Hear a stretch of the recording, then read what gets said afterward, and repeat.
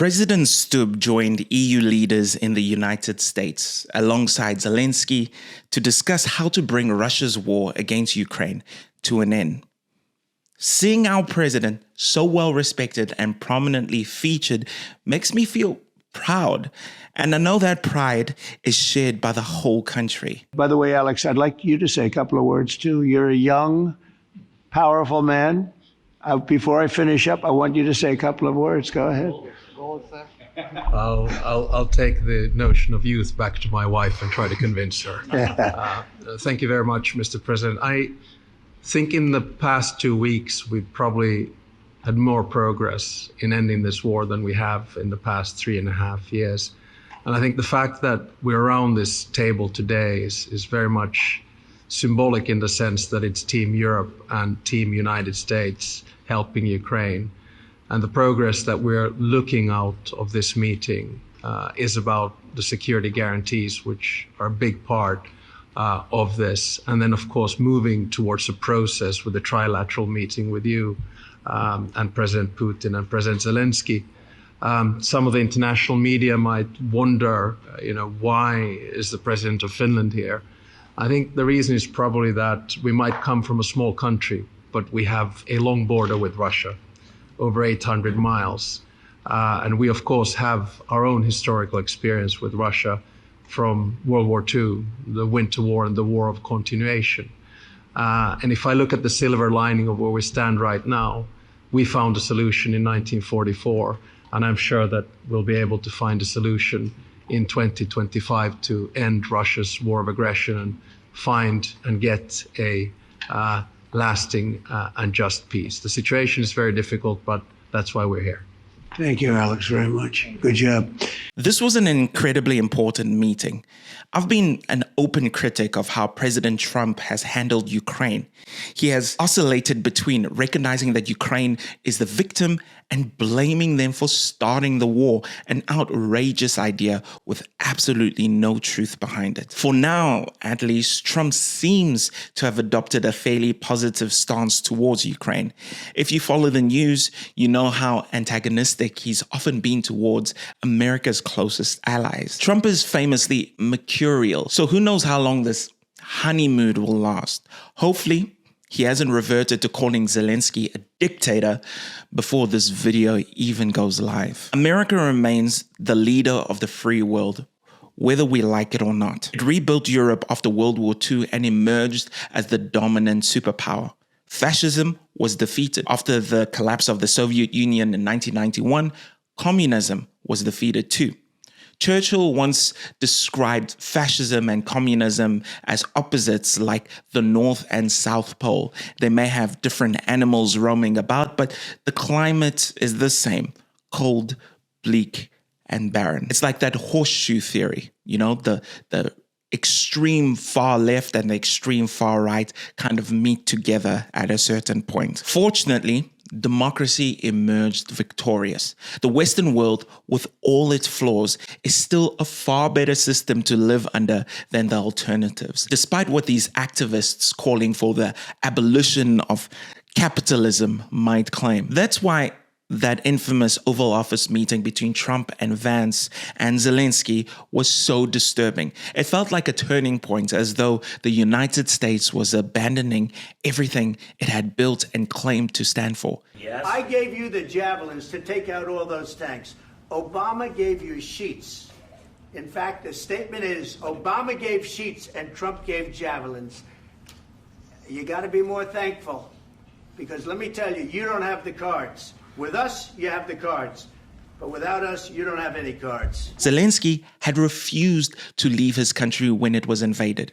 President Biden offered him a ride out. He replied something like, "I don't need a ride, I need weapons." At that moment, when the world thought Ukraine was doomed against Russia's might, he chose to stay and fight. Почти 2 недели нашего сопротивления показали вам, что мы не сдадимся, потому что это наш дом.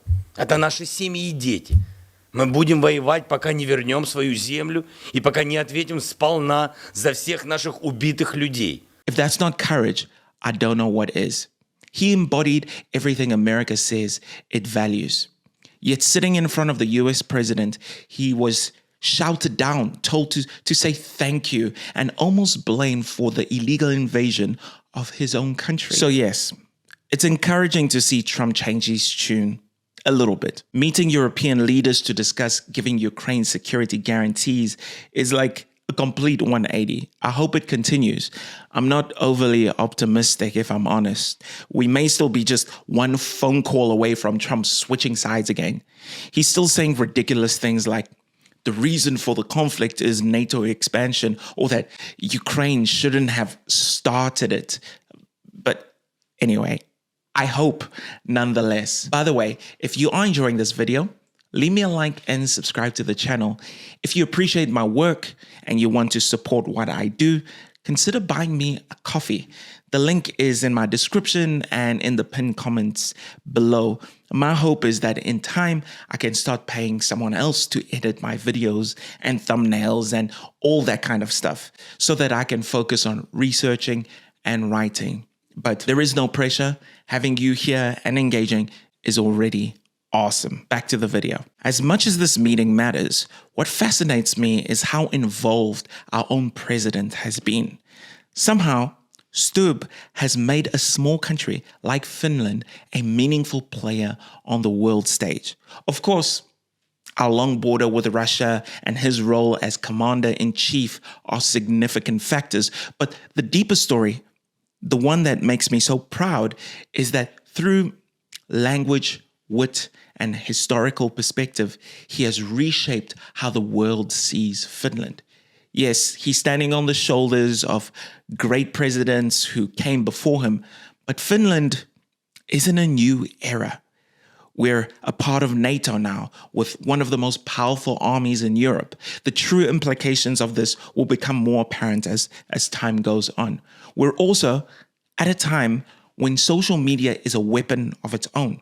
You can shape what people think with your words. So his ability to speak so clearly makes him the perfect president for the time we're living in. Watch any interview with President Stubb and read the comments. It's rare to see a politician so widely respected. Even here at home, those who disagree with him on policy still give him credit. No one can deny his influence in shaping world politics and possibly the future of the transatlantic partnership. After the Oval Office debacle, the relationship between Trump and Zelensky seemed broken. That was devastating for Europe because the way this war ends will shape the future of the Western world. I felt hopeless then, as though geopolitics were unraveling into something grotesque. But behind the scenes, who was working to repair the damage? President Stubb. Not alone, of course, other European leaders played their parts, but Stubb's role was crucial. Not long after, he hosted Zelensky in Helsinki. It was the perfect contrast. Warm, respectful, hopeful. Finland felt his burden, the weight of carrying his nation's survival on his shoulders. When Stubb treated him with such dignity, it was as though we here in Finland were doing the same through him. And the nation was proud. Soon after, we learned that Stubb had spent several hours playing golf. Unannounced meetings stunned Finland. Since when was our small country, in comparison, casually in the room with the big powers? They discussed many issues, including Ukraine. Stubb spoke frankly, warning that Putin cannot be trusted, yet managed not to alienate Trump. And then almost casually, he secured American interest in buying Finnish icebreakers at a time when Trump seemed hostile to nearly everyone except Putin. Trump even posted on Truth Social about strengthening ties between Finland and the US. I mean, that's awesome. And now, at this latest summit, Trump's tone is completely different. Even after meeting Putin, he speaks of giving Ukraine security guarantees alongside his European allies. How much we can trust this is an entirely different matter. But, let's enjoy it while it lasts. Seeing our president at the table with the world's most powerful leaders is exhilarating. Whenever he speaks, he's articulate, coherent, and brimming with historical depth, which he distills in words anyone can grasp. You know, Finland knows what it's like to fight alone. In the Winter War, it faced the Soviet Union by itself. No one came to help. It feels fitting that today Finland refuses to let another nation face a similar struggle alone. And we're proud that our president is helping to lead this effort. Thank you for watching. I do have a Substack where I release some of these articles before making a YouTube video. So subscribe to my Substack if you are interested in reading some of these before they go live. And, you know, if you enjoyed watching this, leave me a like and subscribe to the channel. If you want to support my work, allowing me to do even deeper research, consider buying me a coffee. The link is in the description and in the pinned comments. Until next time, ciao.